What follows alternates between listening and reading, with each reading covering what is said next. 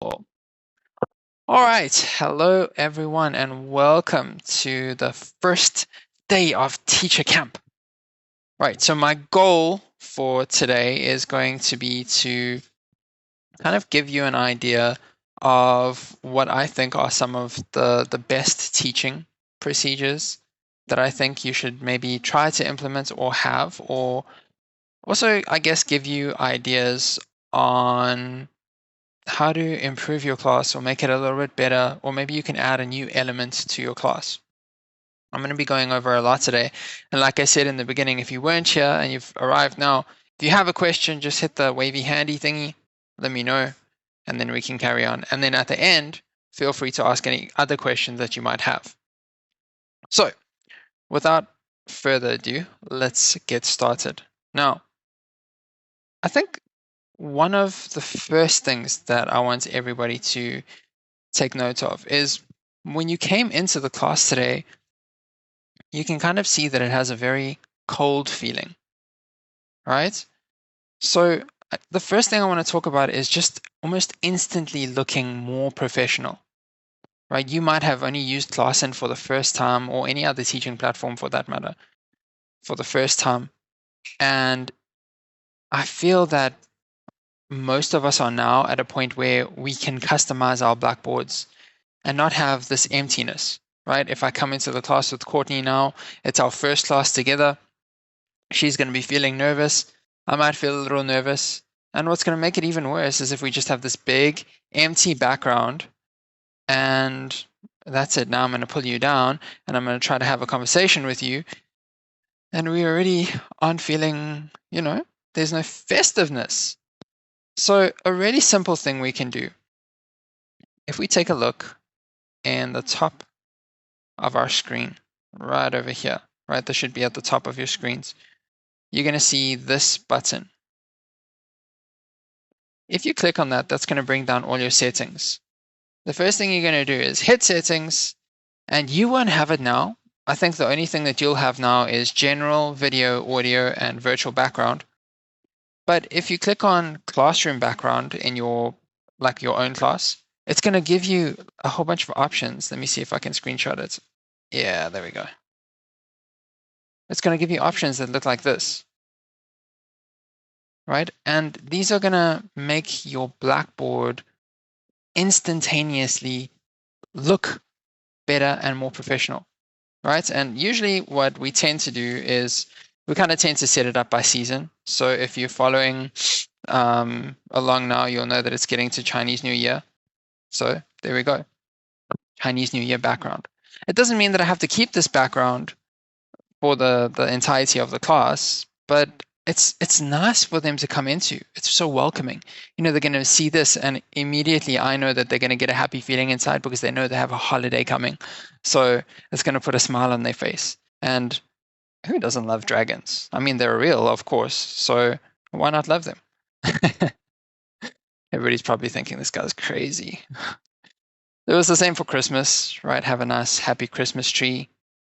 And then, of course, you can have your standard classroom, right? Standard classroom.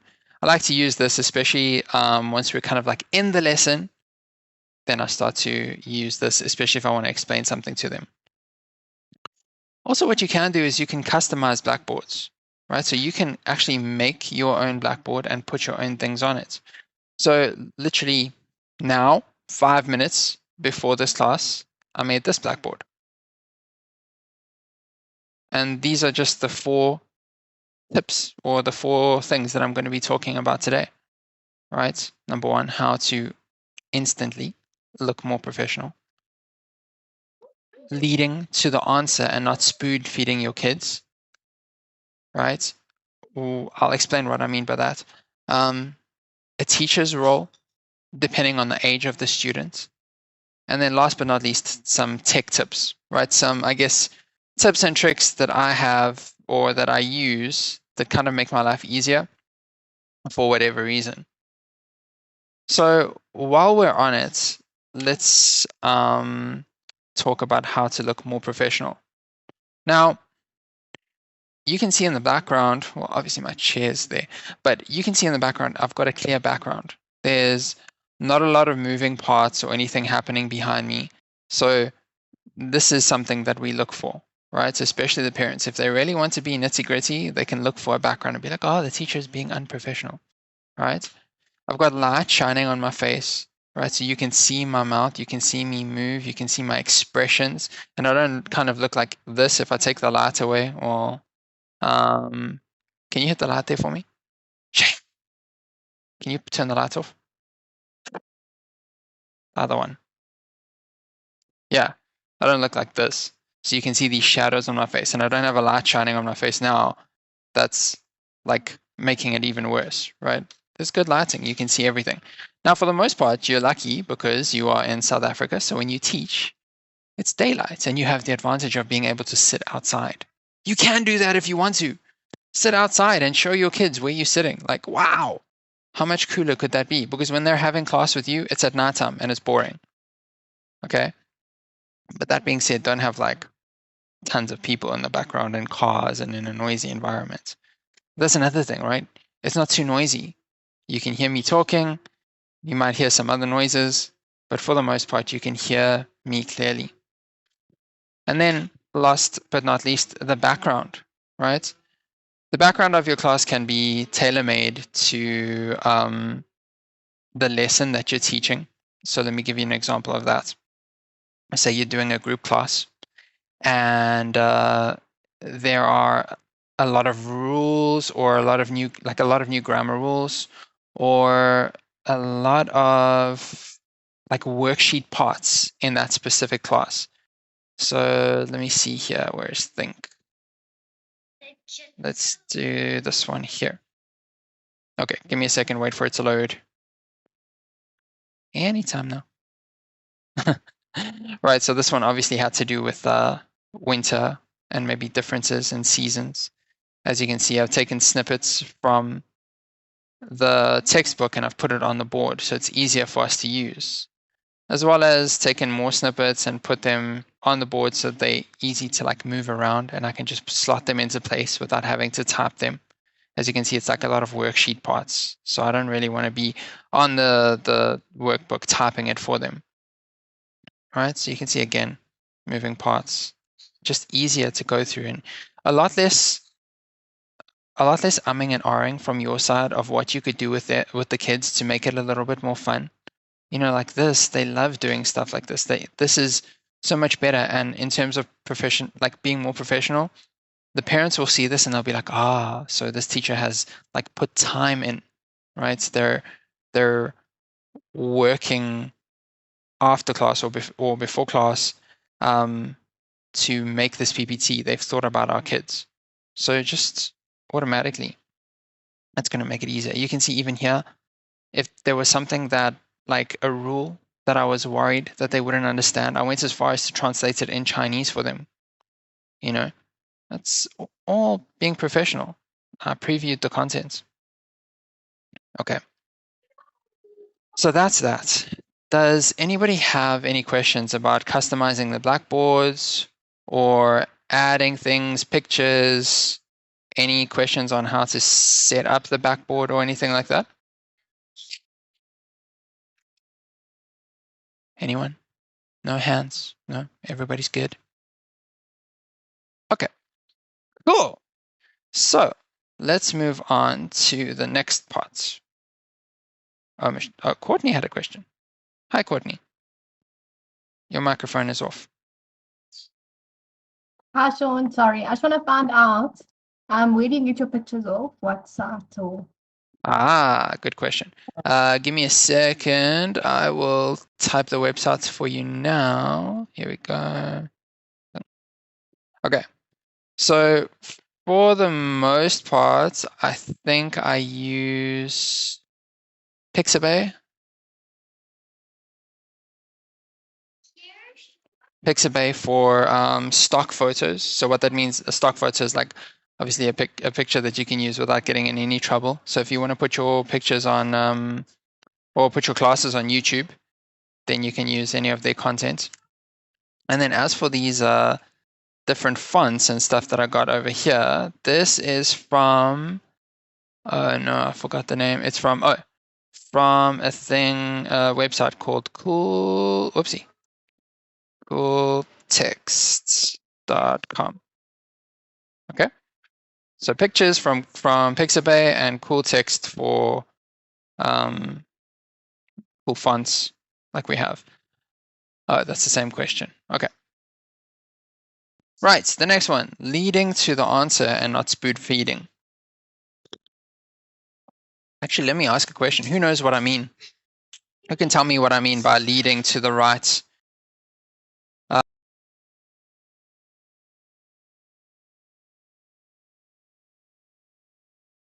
Who can tell me what I mean by leading to an answer and not spoon feeding?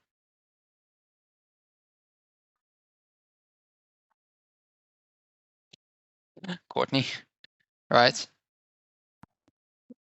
So maybe like saying to the kids, so an example is like if you they need to answer a question like, what fruit are you eating? You can give them examples of different fruits and then they can decide instead of saying to them, it's an apple. Yep. Yeah, exactly. That's good, Okay. right? How about you, Katleho? No, Sean, I wanted to say the same thing that Courtney said, well, more or less. Okay. I wanted to say you should give them clues as opposed to just giving them the complete answer. Yeah, good. So that's what I mean, right?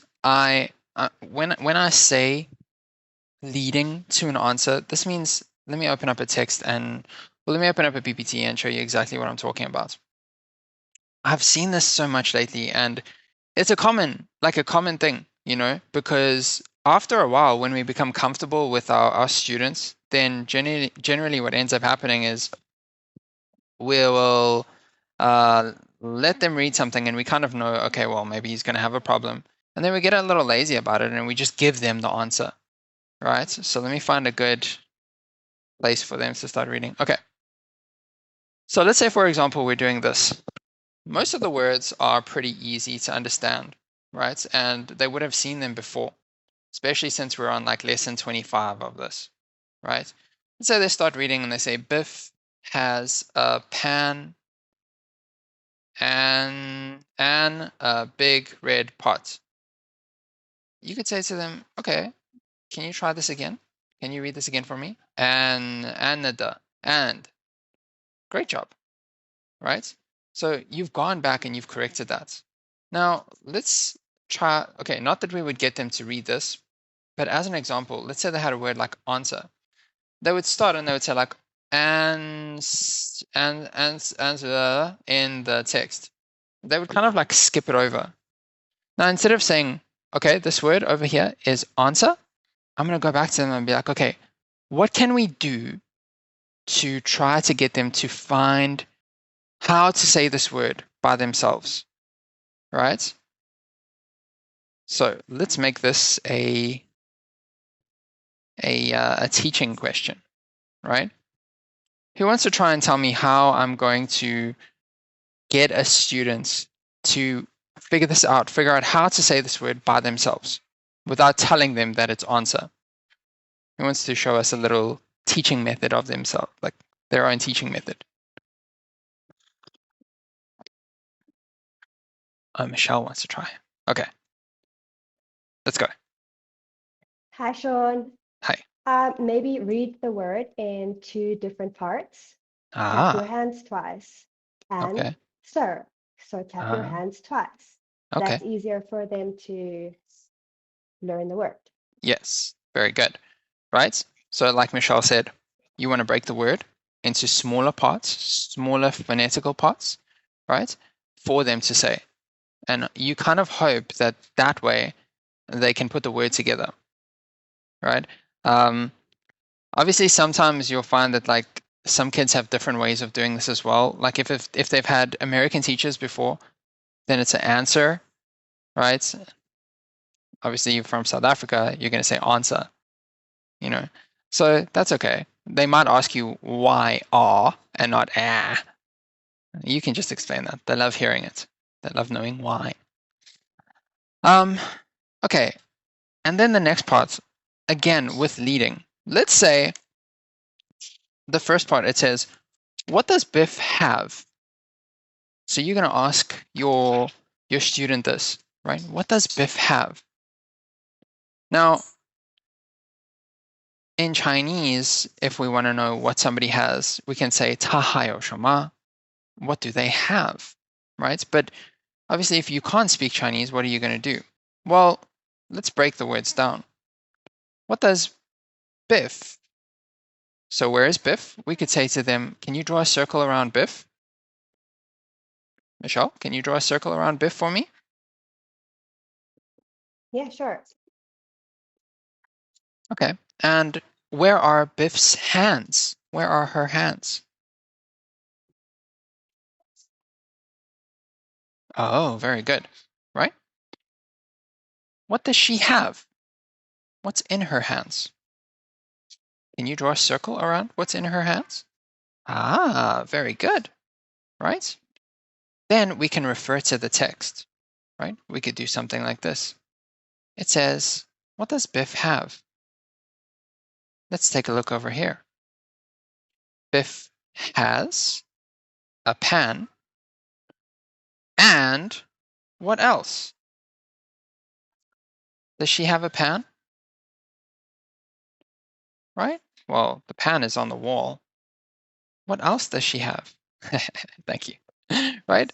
And a big red pot. She has a pan and a big red pot. Right, do you see how my board is looking a little bit messy? Or whether the PPT is looking messy? That's great, because that means that I'm explaining to the kids. I'm helping them find answers, as opposed to just, if I had to say to them, oh, what does Biff have? And I had to do something like this. This is like a pet peeve of mine when teachers do this. What does Biff have? And then they underline what the kid has to read. Now, don't get me wrong. It's a great strategy if you want to impress the parents, because the parents will be like, oh, he's speaking, you know. But it's not functional. By no means. They're not learning anything. But if you help them find the answer, that's so much better. And that kind of brings me to my next part, right? And that's a teacher's role depending on their age, right? A teacher's role depending on the student's age, not on your age, obviously. So let's take a look at a higher grade PPT. So let's look at something like Wonder Skills. And let's do Wonder Skills Smart. Let's go to number 1 and the first PPT. Right, so if you haven't ever heard of Wonder Skills before, it's great for students who want to add new words to their vocabulary. In each PPT, it obviously gives you a little bit of like a talking point in the beginning, and then later on, it introduces new words that they could use, right? Now, even here, we know already the kids' English level must be very high if they're doing this PPT, right? Like even just with the first word, you already know that they have a higher English level. A meadow. It's not a common word that they would use, but English level should be higher. Now, what I would do with my students is I want to know 3 things from them. First thing I want to know is if they can actually pronounce this word, right? So I'm going to get them to try to read it. Great. You can read it. Now, I want to know what part of speech this is. Is this a noun or a verb? Is it an adjective, a preposition? These are questions that at this level, we need to be asking them. Even at the level before this, they need to know if something is a verb or a noun, because that helps them to form a sentence, right? So I'm going to ask, is it a noun, a verb, an adjective? If they don't know what that is, now's a perfect chance for me to explain that and reinforce that in the following lessons to come, right? Then after that, now I want to know, now you know how to say the word. You know kind of now what the meaning of the word is, right? Can you use it in a sentence? So then I'm going to say to them, can you make a sentence with meadow? And usually they'll make a pretty average or a pretty okay sentence, but there are going to be some sentence structure problems that we're going to have to fix. But for the most part, they should be able to make it, especially at this level. Now, this is where teaching for a child's age comes into play. Let's say you're given this PPT and the students really struggles to read the word. They really struggle to tell you whether it's a verb, a noun, or an adjective. They struggle to make a sentence. In fact, they might not even know what a sentence is. If you tell them, oh, can you make a sentence? They might not know. Now what happens, right? Now what do we do?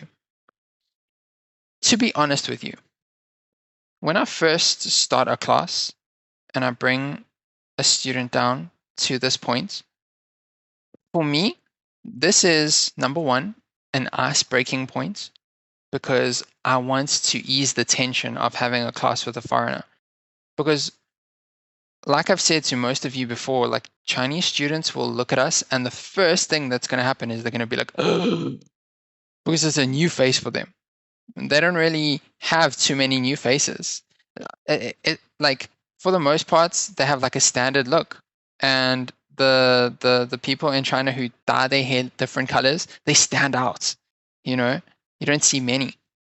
But like, let's say, for example, you have blonde hair like Michelle, right? You have big blue eyes, or you're wearing some bright red lipstick. Like these are all things, or your hair is like super long. These are all things that are going to stand out to them. So they're going to have this like moment.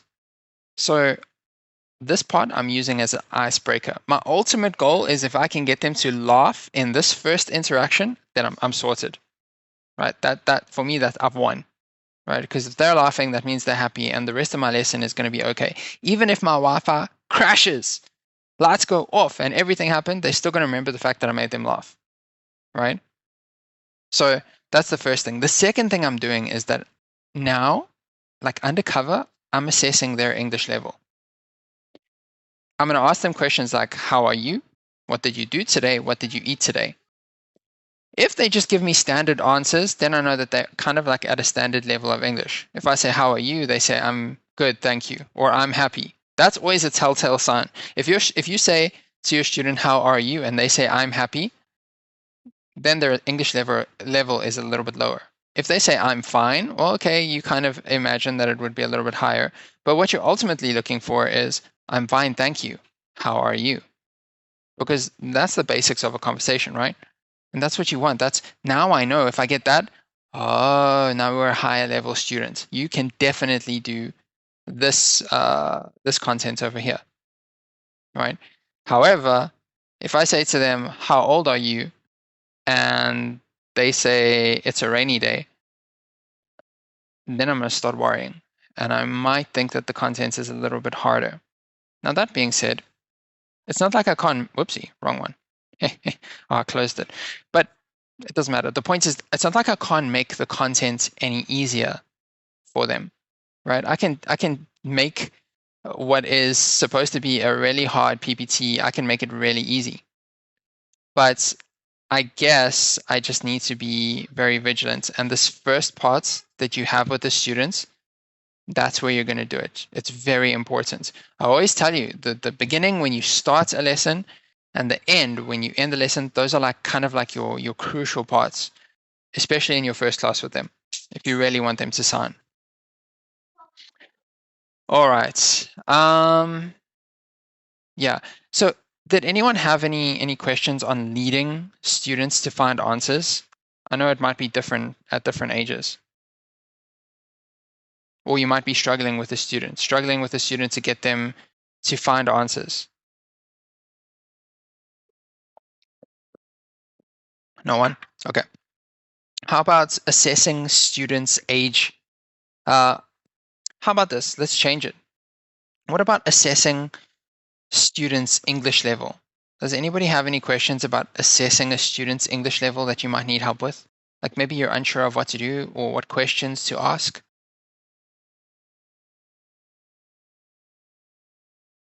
No? Everybody's good? All got that? Okay. Then we're going to go into tips and tricks. Now, when I say tips and tricks, what I mean is the things that I use in my classroom that make my life just easy. Because sometimes teaching can be a little overwhelming, right? And I guess you kind of, like any tool that's going to make your life easier, that helps. So what I'm going to do is I'm going to show you my screen. Okay, wait, let me first start by doing this. So I'm going to screenshot this like this. Okay. Now, don't worry too much about my face in the top, but take a look here at the bottom. This is the really important part.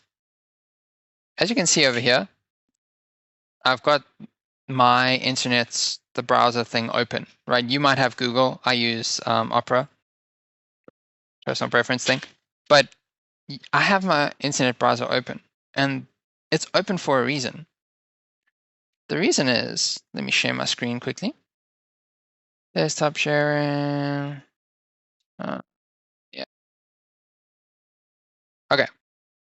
So the reason that I have my browser open is because the first thing on my browser is going to be the translate page. If there is a word or a phrase or something like a noun, right? Like let's say I want to tell my kids a noun. What's a noun? It's right there, 名词. And I can highlight that, and then I'm just going to open Class and Backup and then paste it onto the board. It's right there for me to use if I ever get stuck. Another thing is if I go here, right? Let's say I want them, let's say we're talking about a traditional English breakfast, right? And I go over here. Right now, while I'm talking to them, so now we're talking, oh, do you know what food you can find in England? Oh, well, there's something called an English breakfast. While I'm talking to them, I'm going to click on this. I'm going to copy the image, and then I can bring it right to this page over here. Control, for those of you who don't know this trick, you're going to press CTRL plus V, right? Control and V. Boom. There we go. That's what we're talking about. An English breakfast. Do you understand how that can be helpful? Talking about something, oh, it looks like this, blah, blah, blah. Have you ever heard of the Eiffel Tower? While I'm chatting to them, right? I can't see them because I've got the Google screen up, right? But I'm typing it in. We're chatting. I get the image and I put it on the board. And now they know what I'm talking about. And it's easier for them to have that like, moment. Okay? Alrighty. Cool. Any questions on those two tips on how to use them or maybe implementing them? Or does everybody understand that?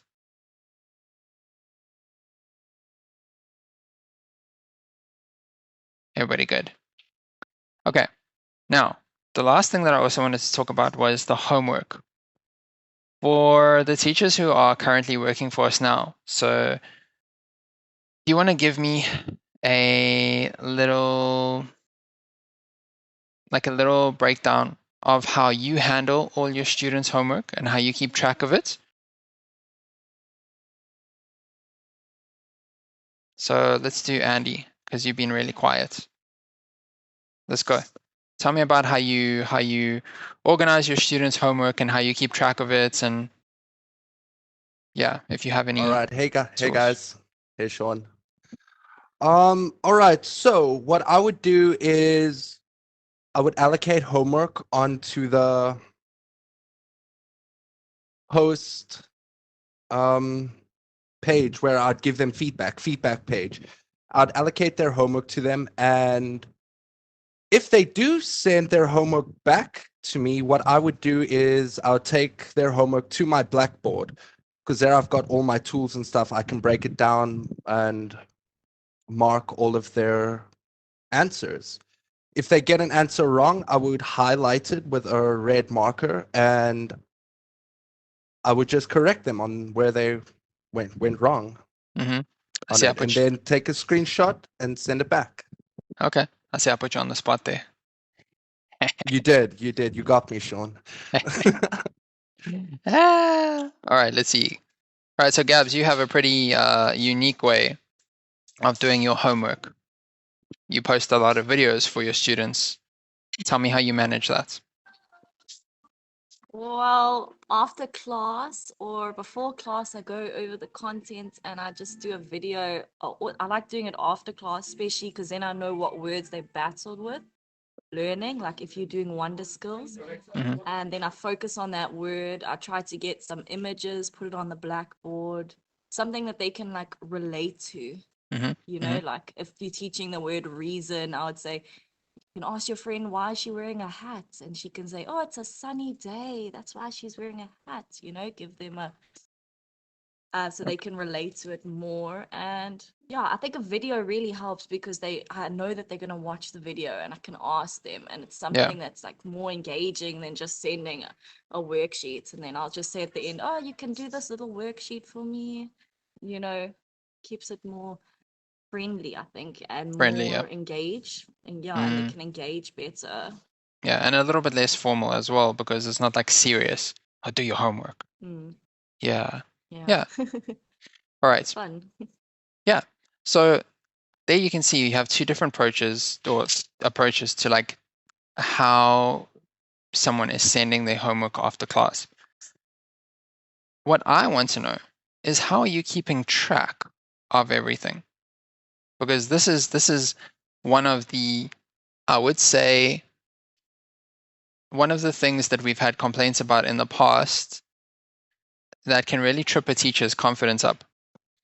So let me give you an example. You get a new student, everything's going well. You've had them for about a month or two now, sending homework, and then one day, for whatever reason, you forget to write down your homework, right? You forget to send them the after class work, and the next class you go in and you teach them the same thing. How do you prevent that from happening? Michelle, have any ideas on that? Yeah, so I just go back to that day's lesson and then I'll see what I wrote for homework. Please read or practice the following words from the word bank or the following sentence. And then I go through it with them the next day or the next lesson. So if I cannot remember, I will just go back to that day.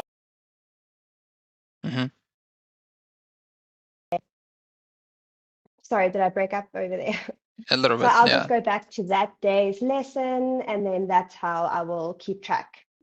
Okay. Because with the evaluations that we send after each lesson, so it kind of works quite well. Yeah, for sure. Okay. So yeah, I think everybody has a valid point, a great way of keeping track of their lessons and sending their homework. I'm going to give you two strategies that I use. When I first started teaching, I used to keep a book next to me and I used to write everything down. Because just generally, me being me, I'm a very forgetful person and literally it'll be here and then gone. Now, right now. So I used to write everything down. But the problem was that I'd probably forget to write down what I was like teaching. So while I'm teaching them, I'm so engaged in what I'm doing that I'm not writing anything. And then I'm like, well, that was a waste of a thought process. What I've started doing recently is I actually record my classes. You can, by all means, do this. If you look in the top right-hand corner, you've got a record button. You can record your classes. And then that way, if you forget what the homework is and you try to think about it and think, oh, wait, there was a part that I needed to go back on, or something that was really important that I needed to remind them of, I can go back there, watch the video, and then write it down and put it in our little post-class homework thing, right? And for like that being said, a lot of my students, they also appreciate it when I send them those classes for them to review, you know? So that's just another tool that you can add to your arsenal and use. Recording your classes, you're allowed to do that. Okay. Alrighty. So I think that was everything for me. How to look more friendly, leading to find the right answer, teacher's role, tips and tricks. Okay. Yeah, I think I covered everything I wanted to talk to you about. But The thing about having the training with me is that I've done the training with most of you multiple times, so you already know what I have to say for the most part. Any questions about the training? Any questions about anything that I can help you with while I have you here? Otherwise, that's it for today. Mr. Andy, what's up? Hey, Sean, I just wanted to ask, some students hardly ever submit homework, even though I constantly remind them and bring it up in class. How do I get students to submit their homework? Just keep doing what you're doing. Whether they submit it or not, don't worry about it. If they do, Yeah. then go out of your way to mark it and make sure it's great. You can even add stickers. So like you know how you said that you copy it, you put it on your blackboard, right? Mhm. Let me show you quickly. All right, Give me a sec, okay? sure. Let's just say this one. Okay. So let's say I've got something like this, right? So let's say that my my student's work is here, Mhm. right? I can always pop this on just to make it look a little bit like cooler for them. You know, so they kind of have Mhm. like that wow factor. If they're doing the homework or not, it's really their decision. Maybe they have time, maybe they don't. But for those who are doing the homework, I feel like it's very important for us to really let them know that we see it. Because you can have Yeah. a student who's super interested and super keen in taking your class, and they'll lose their passion like that just because you didn't look at their homework and they tried really hard, you know, or maybe you didn't give it Mm. enough attention, you know. So the more we can add to it and the more positive reinforcement we can give them, the happier they'll be and the happier they'll stay. Awesome. Thanks, Sean. Yeah, don't stress if they're not attending. All right. Anybody else? Questions, comments, concerns? Yes. Hey Sean, I just wanted to ask with regards to the training, is it going to be at the same time every day for the rest of this week? Yeah, so training this week is going to be at this time. This is the time that most people finish their classes and then can do the training afterwards. Okay, great. Yeah, yeah. Thanks. No problem, no problem. All right, anybody else? Anybody else? Questions? Mail, mail. Alrighty. Okay, guys. Well, I tried to keep it as short, sweet, and directly to the point as possible. Tomorrow you have teacher Sheena, and yeah, she also worked in China, so I think she's got a lot of experience that she can give you as well. Okay, that's it from me. I hope it was helpful, and I will see you when I see you guys. Bye. Bye. Bye. Bye. Pleasure.